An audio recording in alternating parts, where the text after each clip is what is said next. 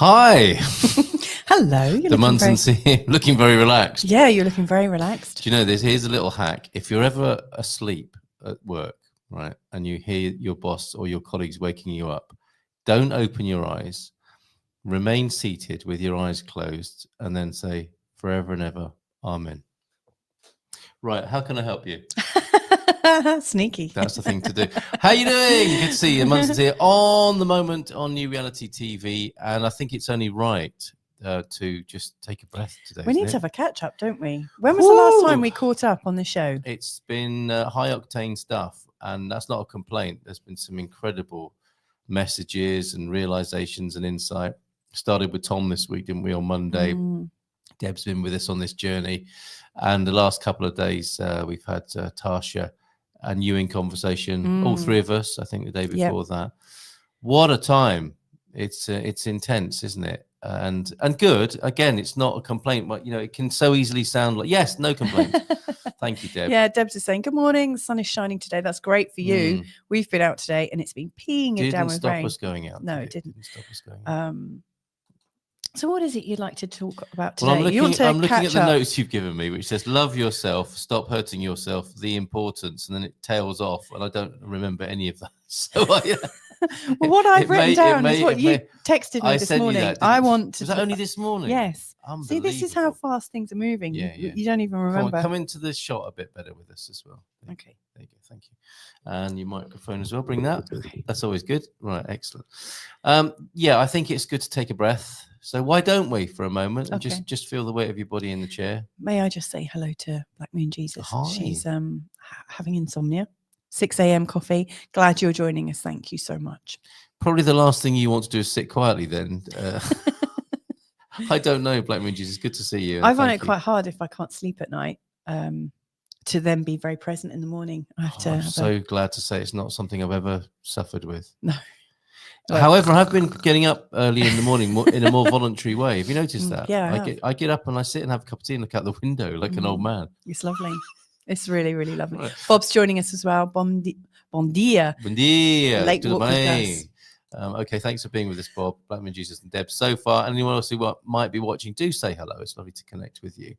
So let's have this. This is probably not what Black Moon Jesus might want to do with insomnia. I don't know, maybe you do. It's not entirely suitable for Bob who's out for a walk. But anyway, feel the weight of your body on your chair if you're in one, or your body on the bed, or for you, Bob, why not mindfully feel your feet in your shoes with each step you take? Because all of our daily activities can be, to some degree or more or less, conscious and mindful. So whatever it is you're doing right now, whether it is your sit bones that you're using, and I love that phrase. It's quite new to me recently. We don't have that in England, do we? Don't talk about but I've heard it on where people are coming into the moment, talking about being aware of your sit bones, your feet in your shoes, your body on the bed, the coffee cup in your hand, the taste of coffee in your mouth.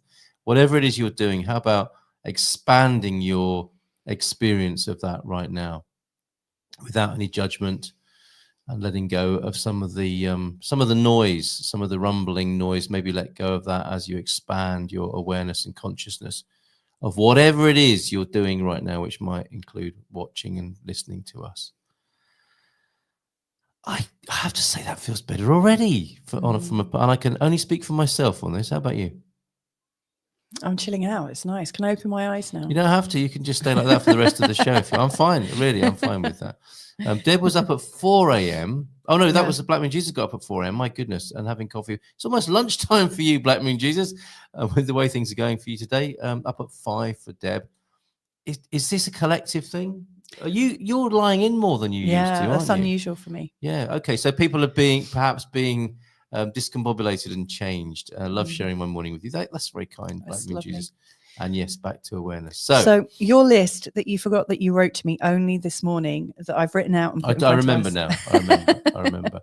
But you had something that you were saying as well, and I think this is perhaps a show, show and tell of what's occurred to you as a great realization or an insight this week, and to reflect on it, because it's nice to, I think, on the one hand, not hold on to things, because then they become not as alive and dynamic as they were when they first occurred to you, but also not to gloss over things. And there are so many things at the moment, aren't there, that we might get a little bit more juice from? Well, I've definitely got something to share, something to bring and share. And Carl and I had a conversation earlier this week because I was trying to track back what emotions have been going on, because I've been unusually poorly since February, since when did we have family visit?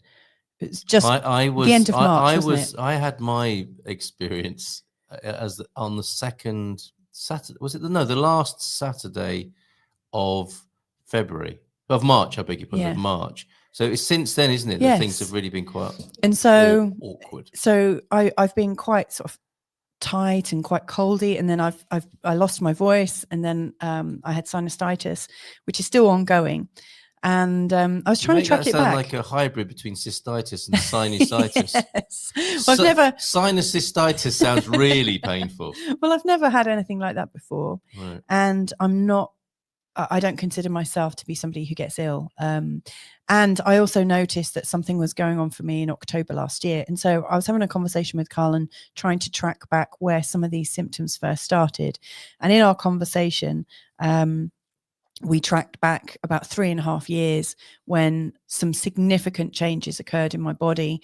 And I think there was a whole series of sort of traumatic events, not necessarily traumatic in the way other people would experience them. But for me, there were a series of events where I felt deeply untrusted by people, and at the time was utterly doing my best. And it really, really shocked me. And since this conversation, and Carl and I haven't really caught up, which is ridiculous because we spend almost every minute of every day together. Or nearby anyway. Yeah, we're always nearby each other. Yeah. When I was having a steam, which sounds nice, I was having a little steam and a little check-in, I realized that I spend a lot of my time ignoring my body and glossing over things. So when you were talking about glossing over, I realized that 3.5 years ago, before the first of these traumatic events occurred, my body was like, get out of that house, get out of this, not relationship with Carl, but a situation that was going on for us. And my physical body, I felt really sick, and I felt this urgent need to leave. And I wasn't able to fully express that. And I'm so used to glossing over and thinking, no, everything's going to be okay. I'll use my charm. I'll use my diplomacy. I'll use this, that, and the other. I realized for a really long time, I've got so well practiced in making things okay and making my own discomfort okay. And I think now my body is starting to really tell me. Could I put an estimate on how long you might have been doing that? All my life? 45 years. Since I was 5. It was a rough estimate. You sure it didn't start before then? 45, 46, 47 years. I mean, you're very smart, so it might have even been 48 years. I might have started it from birth. Who knows? But pre-birth. Yeah. Let's not go into the lifetimes of doing no, but it's too depressing. It really occurred to me because, like, in that moment of relaxing, I took myself back there, and I remembered, like, I think because I've been talking to my body a little bit, my body, it sort of gave me this sort of vision. And in that, I felt the vision of my body, and I felt the discomfort. I refelt it and realized, oh my God, I just totally ignored the discomfort I was feeling.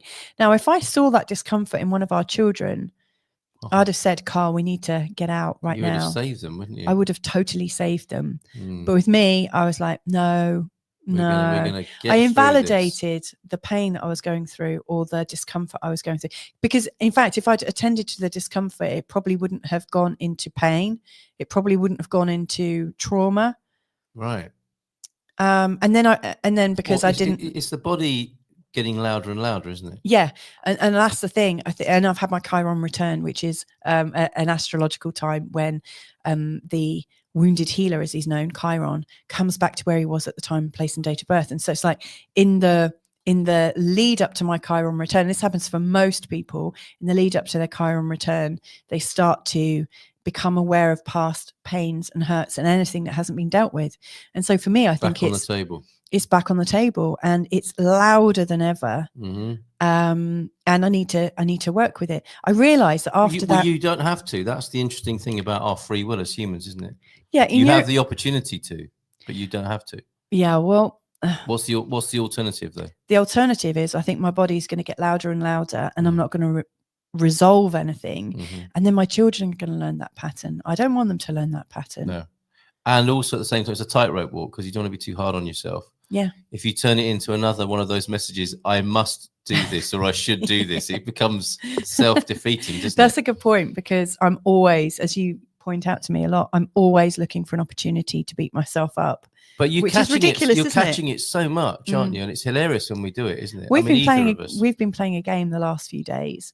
That's one thing we have caught up in. So when I have a negative thought and I say it out loud, Carl looks at me and says, "Are you sure that's where your thinking wants to go?" And I reframe do it. I and really sound as patronizing and condescending and? But it's been funny. It's been like a comedy good. act. Thank And you if for you've got that. someone to do that with, like for instance, yesterday, I think I only raise my eyebrows sometimes and look at you. I don't even have to say anything sometimes. Like, do you want to try that again? Yeah, and I'm as hard on myself, I hope. yeah. No, we're never. We're always harder on ourselves than we are on other Yeah. people, aren't we? But it's internal. I noticed yesterday I was doing some tidying up from the kids, and we give our kids loads of opportunities to tidy up their own mess, and we also let them have the opportunity to. If you hear any shouting, that's us giving our kids an opportunity to tidy up. But I mean, it only ever gets that like level if we've asked several times, and it's they've been ignoring. But anyway, yesterday it felt like, okay, I'm going to have to go in, and I went in deep, and I said to Carl, "Oh my God," I won't name and shame our child, but I said, "Oh my God, this person is so messy, like really, really proper messy. Oh my God." And he raised his eyebrow, and I said, "I love how our child expresses their innate creativity." Hey! So it's like reprogramming everything at the moment. Yeah. Like not being hard on ourselves, but not being like, if you're practiced in turning everything to the negative, then it becomes how we think about ourselves. Can I give you a live real-time example of that now? Go on, please. I saw this comment come on the screen. Carl, and I read it immediately as Carl is a good fail. So I'm thinking, seriously? Yes. Oh, and I'm already over it. Honestly, I am over it. But isn't it funny? It's funny to catch the programming, isn't it? Of us, how we're constantly judging ourselves. So, yes. And then I said, "Oh, foil, that's good. Like, I'm a good foil, as in, the partner in crime. Yeah. And hopefully that's mutual, where we might help each other reframe things. Definitely. And with some hilarity as well. So thank you for that opportunity, Black Moon Jesus, for me to self-judge, which I know you didn't mean, and then to catch that. So and quite quickly too. Now there's a phrase. Are you sure that's where you want to go? Which, I mean, with Carl is three a good fingers fail. Pointing back always, right? Yeah. Carl is a good fail. I mean, are you sure that's where you want that to go? Yes, right. But it's a lifetime of repetition and programming, isn't it? To be fair, we do learn it from our parents. Yeah. Oh, I meant it. What? Right. Now, what I wanted to ask you as well, connected with the body and our communication and our self-communication. I'm still processing being a fail or a foil whilst I'm doing this, of course, as well. The thoughts are predominant, aren't they? Let me just put this a different way. What information do we take seriously that is in our consciousness? And I think that in the world and culture we live in, we have been raised to take every thought seriously. Mm-hmm. So whatever comes up, when we were kids, no one ever said, "Don't believe everything your mind tells you today." No. There were all the parental messages coming in. There were teacher messages coming in. There were culture messages coming in about how you should be and what sort of people are good, what sort of people are bad, what works, what doesn't work. So we've been conditioned. And also to, oh my God, I just realized where I ignored my body. No, you did, by the way. Yes.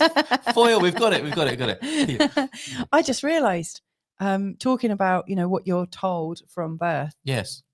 I found it very difficult to sleep at night because I was aware of things in my room, energies in my room. Yes. And I wasn't comfortable with it. Yeah. And I would tell my parents, and bless them, they couldn't see those energies, they couldn't feel those energies, and they didn't believe in those energies. And, they taught me out of those. Yeah, well, I still felt the discomfort. They wanted you to sleep. They wanted to sleep themselves, and they wanted you to be safe and well. Yeah. And presumably the best thing they could say to you at the time was like, "There's nothing there. Don't worry. Go back to sleep." Yeah. Which is fair enough, isn't it? I mean, we understand that, But if it doesn't sort that for you, It didn't. that gives you something to deal with, doesn't it? So how do you think you dealt with that at the time? Really badly. Right.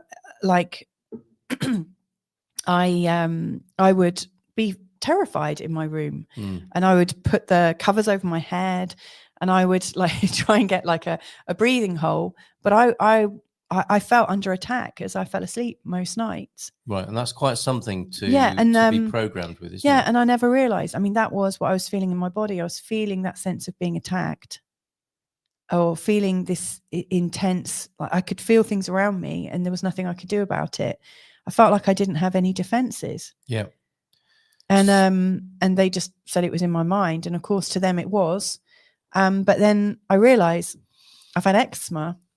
I had eczema as a child until I was a teenager, which is one of those sort of inflammations or a disease that you get if you don't feel like you have a good barrier. Skin things are all about an eruption on the boundary. Yeah. I had boundary things, and then cystitis later on, which is another boundary thing. Because you pee, don't you? To that's what mammals do. They pee to mark their territory. Look, would you like to read that? Would you like to read that? Oh, I might cry. Louisa, sorry, this is all happening in real time.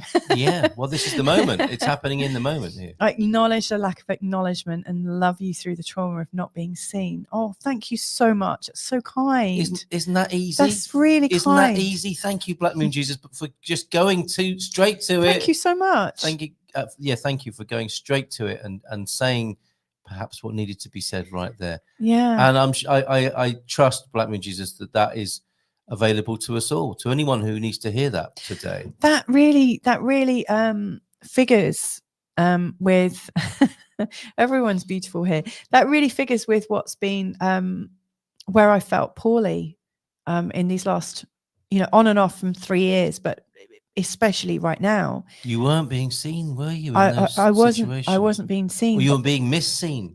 Yeah, I was being misseen, and I didn't feel comfortable, and I didn't feel like I could put in a boundary. It's the worst thing, isn't it? Not being seen, for me, not being heard. Yeah. I mean, for all of us. I mean, I'm not diminishing it for you. I didn't feel like I had any defenses. Like I was defenseless. Right. Wow. Thank you so much, everyone. Bear with. I'm just doing a screenshot. I think that warrants a screenshot right there, doesn't it? And you're smiling and laughing and watery-eyed in the screenshot. We're keeping that one. Thank you. Which we recommend everybody to do. If you see something beautiful on the screen there, and you want to remember it, feel free. You're very welcome. Right. Oh, I love taking screenshots. It's so helpful. Me too. I'm just sending that to myself now. That's wonderful. Right. Thank you very much, Black Moon Jesus. It's very beautiful. And yes, the idea then of what comes up, what we're being told, and then the body. Because it's interesting, isn't it? Like, who is not being heard? What is not being heard? And where you started in the conversation today, it's like you haven't been listening to your body. So it's you're parenting your body in the same way that your parents parented you in that situation. However, you could use these same words on the screen, couldn't you? And say, my body, and what is the body? The body is the inner child, isn't it? The body is who we have been and not dealt with. Which you could say, I mean, it isn't only that, but I think let me put it a different way, and how it occurs to me is it's a physical manifestation of how we're being, isn't it? And what we haven't dealt with. So anything that the little Louisa, the little Carl hasn't been able to process properly at a cost probably lives in the body in some way, doesn't it? Or might manifest as a disease or illness in the body.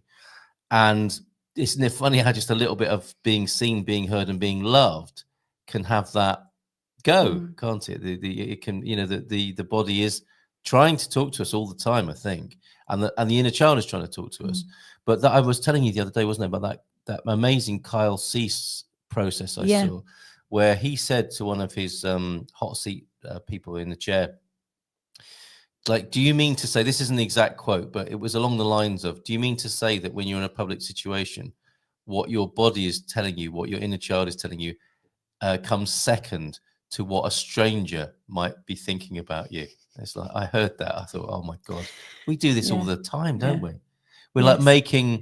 we're making strangers and what they might think about us more important than our screaming body sometimes. And like you said, it's been screaming for so long. It's just like a distant thing in the back. What's that screaming? Oh, it's okay. It's just my inner child that I've locked away for the last 45 years. Yes. It'll go quiet in a minute if we just distract ourselves Yeah. and look, order another coffee. Nothing or to see something. here. Yeah. It's completely Nothing normal. to see here. What's the Move screaming? on. Nothing. There's no screaming. Thank you very much. Oh my God. Yes. That's how profound it is. And I we think. just wouldn't do that to our own children. We wouldn't do it to our own children. We probably wouldn't do it to our friends. But guess who we do it to? Yeah. It's like the gift that keeps on giving, isn't it? It really is. It really is. And I've got something else that could I share on top of that? I want to. We're playing a catch up this morning. I want to ask where you're doing that as well, because it occurs to me, in our language that's come out in this conversation, we all want to be acknowledged in some way. We all want to be seen, and we also want to be heard. And it's no surprise that both you and I, we do our career in public. We've both got channels where we can be seen and heard by people that might like us. I wonder if maybe we dealt with our hurts, we might not need to do what we do. Well, I think it's a lot true. of people end up doing jobs that suit what they're trying to heal in themselves. Yes, that's right. Well, no question. That's why I'm able, as a child who I inherited the idea that I should be seen and not heard. I am seen and I'm heard, and I've got all the control on the live stream and on a podcast to say what I want without being humiliated, embarrassed, or told off, or told to shut up. Yeah, exactly. Like told to, oh, that's a silly thing to say. Or I've specialised in saying silly things now, and whatever I damn well please. And and actually, I am getting to a time where I'm thinking, oh yeah, I see that, and I probably don't need to do it as much. It's given me a great skill in life, but I just don't need to do it as much. I really don't. It can be optional rather than necessary. I mean, that's another nice thing to acknowledge is, when, that we end up getting great skills from the things that have impeded us. Yeah. In our self-sacrifice. And we're doing it here and now, aren't we? We're doing What's that say? The inner child is actually our light self, and it has been in prison. Yeah. We're opening that place back up. That's so profound. I love that. Thank you so much. Now, another thing that I've specialized in as a way of dealing with the past. Thank you, Deb. Yeah. For that. Little children should be seen and not heard. That was such the motto of 70s and 80s England. How a bit of sarcastic humor now, which is another one of my coping mechanisms. Because I was going to say to you, isn't it great after the experiences you described as a child, that in your initiation and rite of passage ceremony, you are given the chance to be completely seen and heard and let all of those things go? That never happened. That's my sarcastic humor right there. Yeah, that never happened. Rites of passage. Don't remember any of those. 21st birthday party? Never happened. 16th birthday party? Never happened. School prom? Never happened. Come on, help me out here. I left school and I left home. Well, no wonder this has gone on for 45 years. I'm 50 48 now. years. There hasn't been, and this is. I've never celebrated becoming an adult. Yeah. Officially, I guess the best celebration was becoming a mum. Thank you. Well, that's undeniable, isn't it? I mean, it's undeniable. When you become a mum, it's pretty visceral stuff. And marrying you. Yes. They were my two sort of public celebrations, and they were in my late 30s. And there was always someone else involved. Yeah. Wasn't there? Isn't that interesting? And I'm not meaning to diminish what you're saying. But another thing Kyle Cease said just recently is, what's codependency? Codependency is when you get used to someone else telling you the things you need to hear or want to hear. And his suggestion was, it's time we started telling ourselves, I see you. Or telling our inner child, telling our light, as you say, Black that's so Jesus. nice to think of it as our light self. Tell your light self, I hear you. Tell your light self, I see you.